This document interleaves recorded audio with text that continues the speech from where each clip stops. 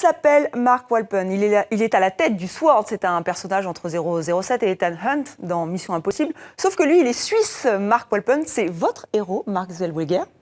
Bonsoir. Bonsoir. Merci d'être avec nous. Alors, on le retrouve dans Double Jeu, 3e volet de votre saga paru aux éditions Au Trouble. Alors, Mark Walpen, c'est vous êtes un peu espion, vous aussi? Non, je ne suis pas espion. Je suis écrivain aujourd'hui. Mais j'ai baigné dans ce milieu en tant que stratège. C'est vrai, vous avez été consultant. Oui, auprès de directions de grands services, comme le MI6, le Mossad ou d'autres. Alors, c'est vrai que ça intrigue. On se demande ce que vous avez fait. Est-ce que vous parliez des problèmes de la planète? Est-ce que vous n'avez peut-être pas le droit d'en parler, d'ailleurs? Non. Vous continuez peut-être? Non.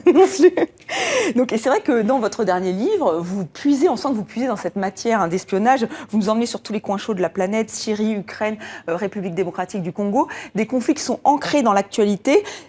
C'est un peu la géopolitique pour les nuls de temps en temps. Oui, bien sûr. Mais de toute façon, je veux pas faire des cours d'université sur la géostratégie. Ça m'intéresse pas. Je veux que les gens passent un bon moment. Par contre, la contrepartie, c'est qu'il faut que ça soit crédible et que ce que je dis soit quand même juste. Quand je vois l'information d'aujourd'hui sur les bombardements russes, c'est assez logique de mon point de vue. Oui, puis vous citez, il y a des noms véridiques. Vous parlez de Bachar al-Assad. Après, bon, pour le président russe, vous avez un petit peu changé. C'est bizarre. Pourquoi? Comme ça, c'était pour m'amuser. J'ai pas voulu aller en frontal. Mais bon, Sokolov ressemble beaucoup à un certain qu'on connaît bien. Oui, oui, tout à fait. Il y a des problèmes avec l'Ukraine, la Crimée. Donc vraiment, on sent que vous vous inspirez de l'actualité brûlante. Alors, votre héros a créé le SWORD. C'est un service de renseignement à part. C'est un peu l'ONU version suisse et version offensive. Eux, ils osent prendre des décisions. Ils partent sur le terrain. Vous les trouvez trop tièdes, l'ONU? C'est une critique? C'est clair que l'ONU fait pas son boulot. Je crois que tout le monde le sait, que les décisions, à partir du moment où il y a un clan qui est contre un autre, quelque part, on est quand même toujours en guerre froide, d'une manière ou d'une autre. Les Russes, les Turcs, par exemple, vont pas vouloir qu'on aille se mêler de leurs affaires. Donc, de toute façon, il y a des blocages et l'ONU est incapable de bouger. Et moi, mon service secret, en fait, l'idée, c'était non pas d'être suisse pour être neutre, mais d'être neutre par principe. Puisque souvent, les services secrets, leur job, c'est quand même de défendre leur propre pays. Si on prend la DGSE en France, son rôle, c'est de défendre le pays de France. Et puis après, s'il y a une intervention internationale, pourquoi pas? Tandis que les miens, ils sont quand même plus là pour essayer de faire la paix ou de dénouer des situations générales dans l'intérêt de tous. Alors, il y a des personnages de l'ombre. Est-ce que vous êtes inspiré de personnes que vous avez rencontrées en tant que consultant des services secrets? Est-ce qu'ils se reconnaissent? Est-ce que vous leur envoyez vos romans? Non. Non? Non, un beau jour, j'ai pris la décision de mettre un terme à mes relations avec ce milieu. Alors, des fois, les gens me disent « Mais vous êtes tellement informé que vous avez gardé des contacts ». Non, mais je sais toujours lire les journalistes. Et le fait est que 95% des informations, on les trouve dans les médias. Après, il faut savoir si elles sont crédibles et savoir si elles sont les recouper pour pouvoir avoir un bout de vérité. Vous démystifiez un petit peu le monde de l'espionnage, qu'il y a beaucoup de réunions, je n'oserais pas dire de réunionites, mais quand même, ils se retrouvent très souvent pour discuter des problèmes de la planète. Ça se passe comme ça, donc? De toute façon, il y a toujours une part de stratégie. Il n'y a que certaines personnes pour pouvoir dire demain matin, j'envoie une bombe à Damas et je vais tout régler. Et puis j'aurai peut-être 10% de plus de gens qui vont m'aimer à la fin du mois. Mais c'est peut-être un peu plus complexe. Et déjà, ne pas aller en Syrie, on aurait peut-être déjà gagné beaucoup de choses.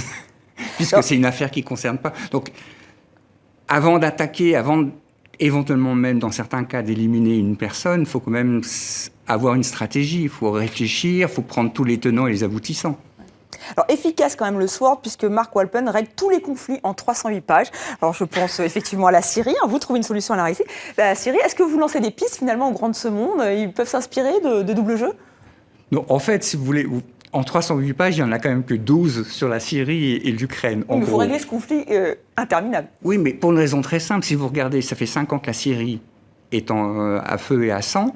Est-ce que vous croyez que la Russie a l'intention de lâcher la Syrie? Pas moi. Donc, il aurait peut-être été plus intelligent que les Occidentaux essayent de s'approcher du président russe, de trouver un deal pour pas qu'on en soit là. Et les Occidentaux n'auraient jamais dû intervenir en Syrie pour une affaire qui est en fin de compte un combat qu'on retrouve au Yémen, qu'on retrouve pratiquement partout en ce moment, entre les chiites d'un côté et les sunnites de l'autre. Donc finalement, les Occidentaux se mêlent d'affaires qui ne les regardent pas. et vous nous emmenez aussi en Afrique, en République démocratique du Congo. Alors là, on enquête, parce qu'il y a beaucoup d'enquêtes dans ce livre. Là aussi, c'était important de parler de scandale. Là, c'est un scandale sanitaire qui est mis au jour. C'était une évidence pour vous de parler de l'Afrique ? C'était pas une évidence, mais disons que ça m'est venu. Bon, en plus, le fait est que à la fin, l'évêque est un ami, il s'appelle Célestin, qui est prêtre lui aussi, qui est d'ailleurs en ce moment à Kinshasa. Et je voulais aussi qu'on parle autre chose que du Kivu dont tout le monde parle, parce que le mouvement dont je parle existe. Tout ce qui se passe dans le sud du Congo existe, mais on n'en parle pratiquement jamais.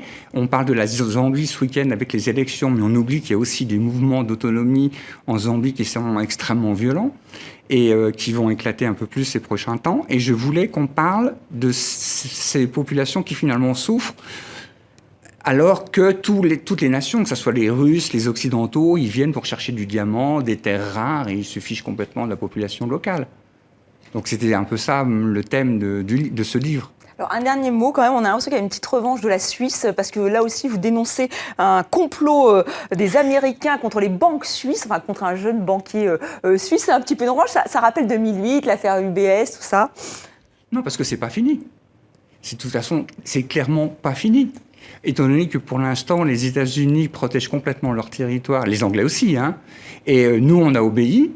Mes hommes politiques ont accepté des choses qu'on n'était pas forcément d'accord d'accepter. Et en fin de compte, la seule chose qui change, c'est que les milliardaires vont ailleurs. Eh oui. Alors merci Marc Zellweger, très joli Panama d'ailleurs. Merci d'être venu sur TV5 Monde. Je rappelle le titre de votre dernier livre, Double jeu, c'est paru aux éditions Au Trouble. Et un 4e volet de la saga arrive très vite. Merci.